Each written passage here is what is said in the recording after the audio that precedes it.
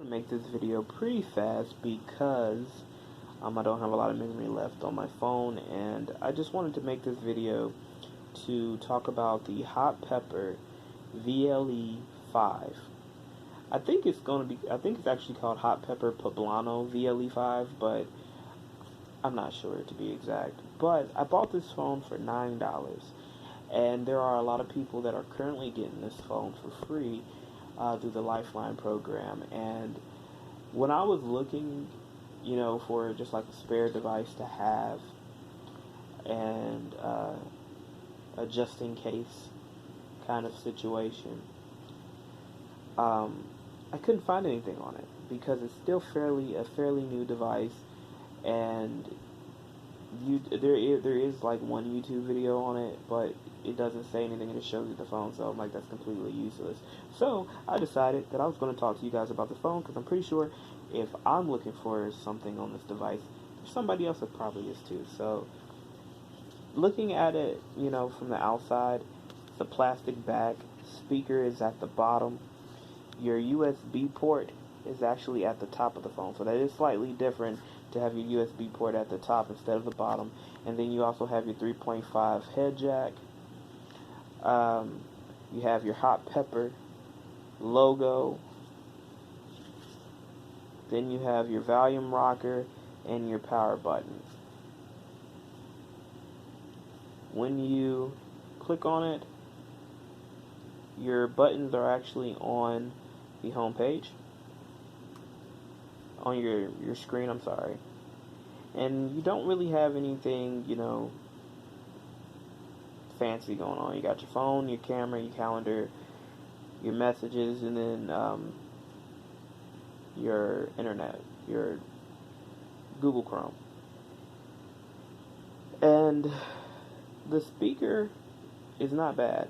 You have Android Go on this, and not Android Go, but you have YouTube Go. And if you're not sure about what YouTube Go is, it is like a simplified version of your regular YouTube. So with it being simplified, you don't have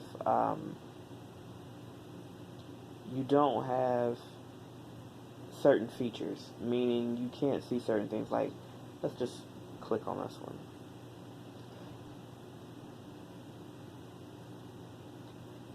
So you don't see certain things.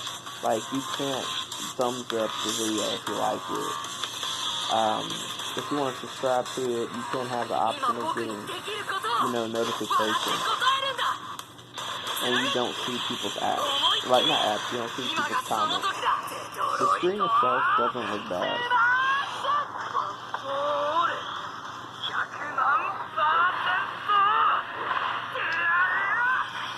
The screen itself doesn't look bad at all. Actually, it looks really good.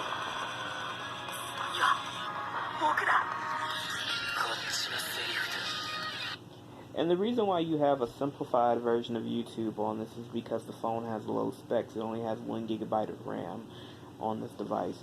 So because it has lower specs, the apps within the phone, they're simplified to fit that low space that you have available to you.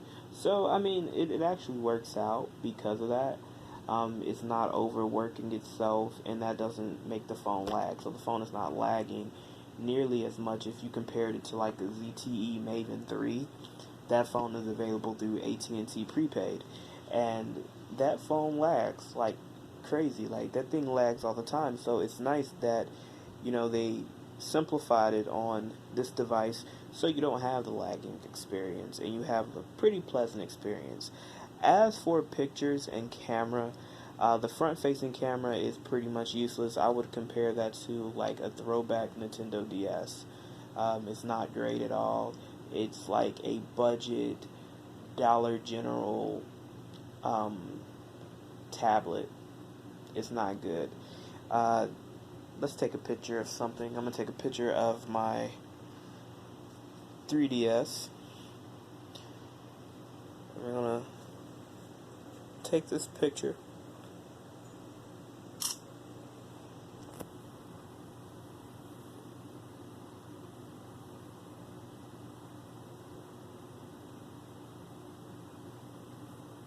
So it doesn't look bad.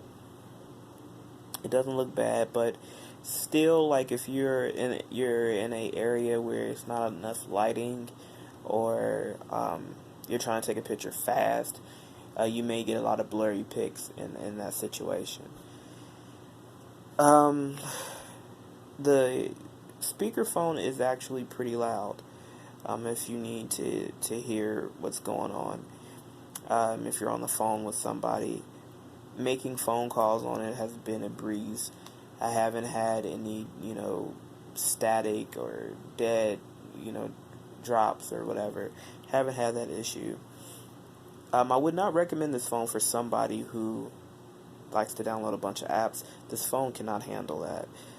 It just can't handle that. This is for people who are going to use this device for bare minimum. I mean, if this is a good spare device. This is a device for people who just use the phone for what it is. To make a quick text or phone call. Maybe look at some videos on YouTube, but don't use this phone as a sole phone for entertainment purposes. You can use this kind of device for entertainment purposes because it just can't handle that. So there's no Pokemon Go or any of that. There's not going to be any Mario Kart or Sonic or any shooting games. This phone cannot handle any of that kind of stuff on here. From 1 to 10, I would rate this phone, if I'm looking at it from a budget device perspective, because you can get this phone for $9. And I've seen phones for $15 at Dollar General that are horrible. This phone is not bad performance-wise. It does what it needs to do. I'm going to give this phone a 6.5. And the reason why I'm giving it 6.5, because the camera could be slightly better, but once again, $9 or free, you can't really complain too much about what you're getting. And also, it would be nice if you could choose dark mode on your phone, so you don't have to have a white background on it if you didn't want to. And also, the battery could be slightly better.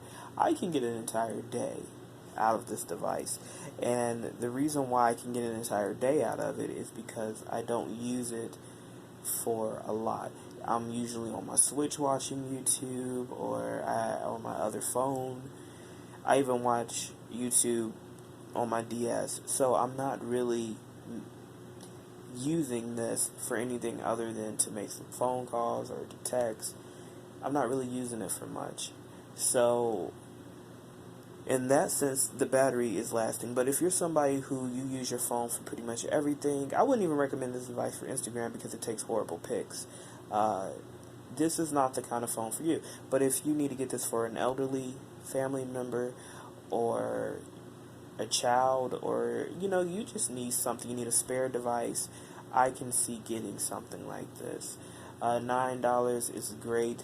It's better than most budget devices that I've come across. It's better than any Microsoft Lumia phone that I've used. It's better than a lot of LG budget devices, and I'm talking about like the LG Harmonies. It's better than the Alcatel phones, because those phones are straight up crap. This phone is very decent, and it's definitely better than the ZTE Maven 3. So I definitely would recommend picking this up. And if you're nervous, if you're getting it and you're not sure what you're getting a decent phone.